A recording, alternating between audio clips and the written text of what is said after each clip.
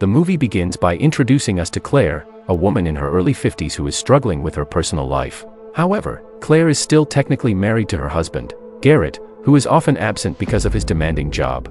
Garrett's frequent absences have strained their relationship, leaving Claire feeling neglected and lonely. She spends most of her days at home, focusing on raising her teenage son, Kevin. Garrett's return after a long work trip stirs mixed emotions in Claire. She is frustrated with him for always prioritizing work over family, but she tries to put on a brave face for Kevin's sake.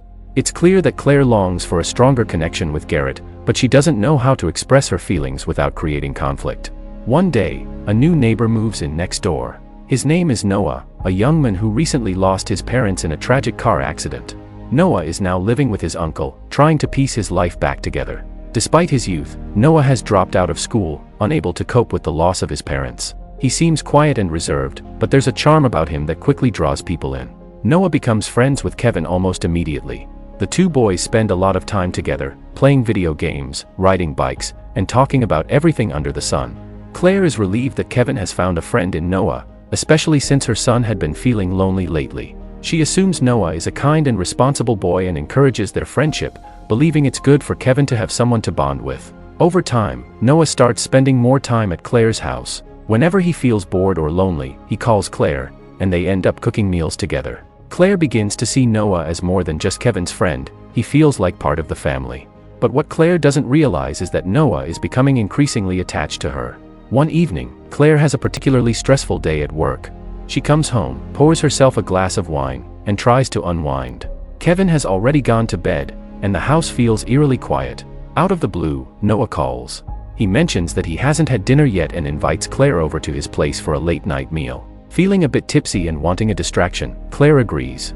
At Noah's house, they cook together and share stories, laughing as they prepare their meal. The evening feels lighthearted and fun, but as the night progresses, things take an unexpected turn. Claire, still under the influence of alcohol, lets her guard down, and the two end up a good time together. The next morning, Claire wakes up in Noah's bed, horrified by what happened. She quickly gathers her things and tries to leave, but Noah insists she stay for breakfast. He acts as if nothing is wrong, but Claire is overwhelmed with guilt and rushes out the door. She tells herself it was a terrible mistake and vows never to let it happen again. However, Noah seems to have a different idea. In the days that follow, Claire does everything she can to avoid Noah. She feels trapped in a web of guilt and regret, especially now that Garrett is back home and trying to reconnect with her and Kevin. For a brief moment, it seems like Claire's family might finally be healing. Garrett spends more time at home, and Kevin is thrilled to have his dad around again. But Noah doesn't take rejection well. He becomes jealous of Claire's family and begins to act out in unsettling ways. One day, Claire goes to work as usual. She's a teacher at the local high school and is preparing for her next class when the principal informs her that a new student is joining her class. To her shock, the new student turns out to be Noah. It's clear that Noah re-enrolled in school just to be close to Claire. She's horrified but tries to maintain her composure in front of the other students. At home, she warns Kevin to stay away from Noah, but Kevin doesn't understand. He likes Noah and defends him, saying he's a good person. Claire is at a loss for how to explain the danger without revealing the truth about her relationship with Noah. As time passes, Noah's behavior becomes more erratic. He confronts Claire one evening, demanding that she leave Garrett and be with him. When Claire refuses and threatens to call the police, Noah's anger spirals out of control. He begins a campaign of harassment, printing photos of Claire from their night together and plastering them all over her classroom. Claire is mortified when she discovers the photos.